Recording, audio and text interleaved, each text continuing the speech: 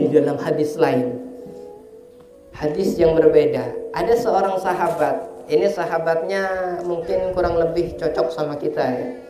Sahabatnya ini tidak terkenal, amalnya biasa-biasa saja ya. Kadung rajin ya. Kadung rajin yasinan paling pertama, yang lain belum datang duluan ya. Kadung males nggak datang sama sekali. Jadi sahabat yang sederhana, yang biasa saja, amalnya sederhana. Kemudian datang kepada Rasulullah, "Ya Rasulullah, ara'aita bi rajulin yuhibbul qauma wal amalu laisa minhum." Ya Rasulullah, gimana pendapat sampean tentang seorang laki-laki, itu maksudnya dirinya sendiri, cuma malu. Gimana menurut sampean tentang seorang laki-laki yang mencintai seseorang, mencintai sebuah kaum, tapi amalnya nggak sama. Cinta banget sama guru sekumpul, tapi sholat sunnah nggak pernah. Cinta kepada Kiai Khalil, tapi amalnya nggak sama dengan beliau. Terus gimana pendapatnya Rasulullah tentang yang seperti ini? Cinta sama seseorang yang amalnya baik, tapi dirinya amalnya jelek. Maka Rasulullah menjawab, yuhsyarul mar'u ma'aman ahabbah. Seseorang akan dikumpulkan bersama dengan siapa dia cinta. Dengan di riwayat yang lain Rasulullah menjawab, anta ma'aman ahbabta. Kamu akan bersama dengan orang yang kamu cintai. Maka periksa hati kita, siapa yang ada di hati ini ya. Kalau yang ada di hati ini artis, wah hati-hati. Kalau yang ada di hati ini orang-orang yang ahli maksiat, wah hati-hati. Bukan tidak boleh kumpul sama ahli maksiat, boleh. Ada orang yang ahli maksiat, sampean kumpul dengan mereka, boleh, silahkan. Berteman dengan mereka, silahkan. Tapi jangan sampai masuk ke dalam hati. Jangan dianggap teman dekat sampai ke hati, sampai dicari-cari. Karena dengan siapa kita cinta, ya dengan itu kita dikumpulkan.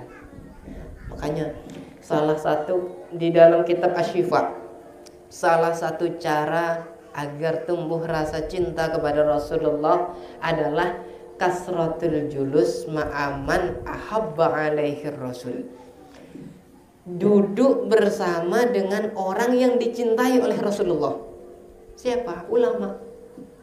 Duduknya saja, sampean duduk ya, ada kiai, ada ustadz, rokokan, ngopi misalkan ya, di depan rumahnya ngopi, ngerokok, sampean ikut duduk di depan bersama beliau, tidak ngomongin amal, nggak ngomongin masalah agama, duduk aja sambil rokokan, itu menambah cinta kepada Rasulullah. Duduknya saja, apalagi sampai sholawatan, apalagi sampai baca yasin, luar biasa. Duduk aja bersama orang yang soleh, orang yang dicintai oleh Rasulullah, maka dia akan digolongkan bersama dengan orang-orang tersebut.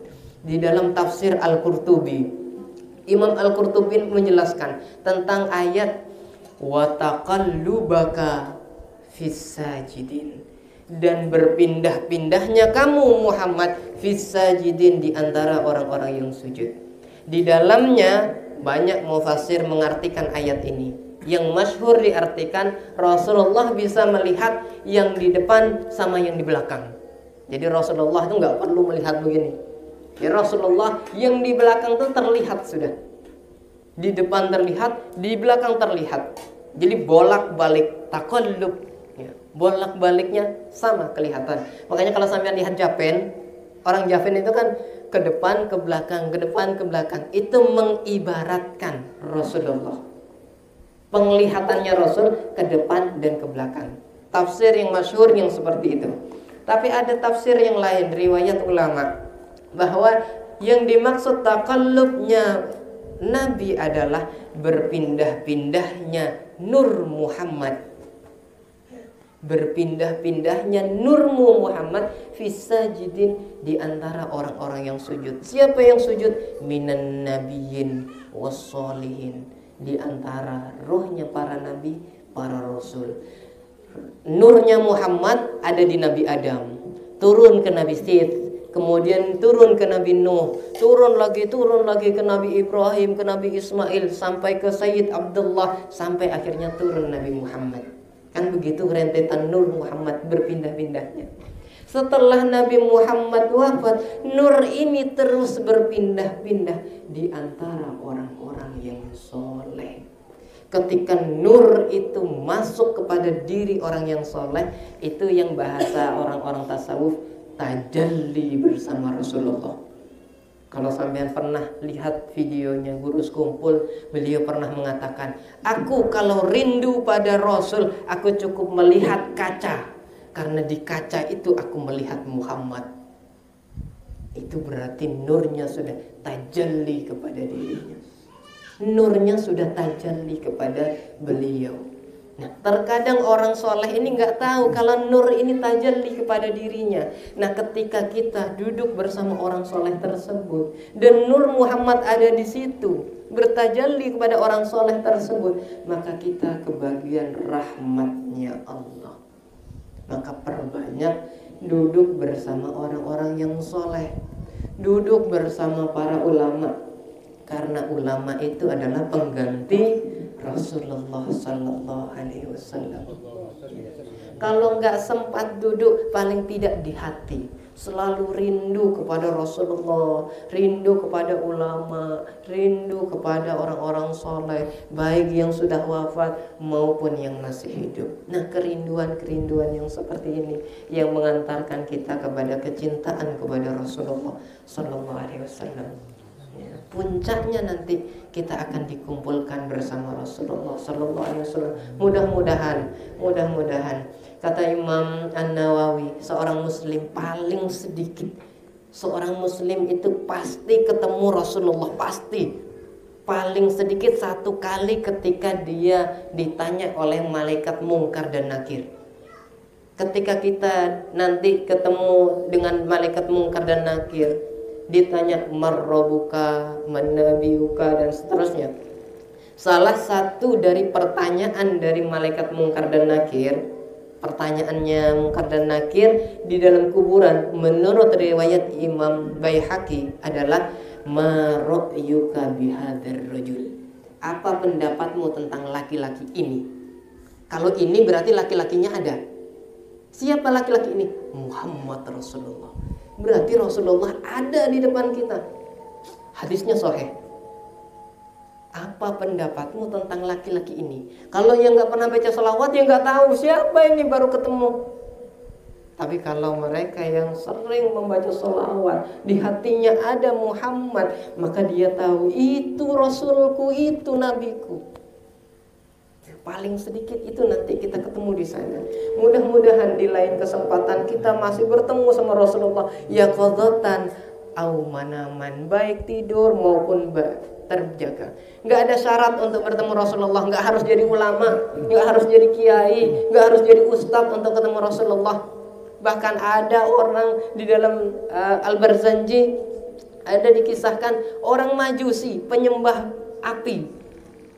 Ada orang melakukan maulid, kemudian dia ngerasa nih, oh, orang Islam tuh ngapain ngadain maulid, nabinya udah mati.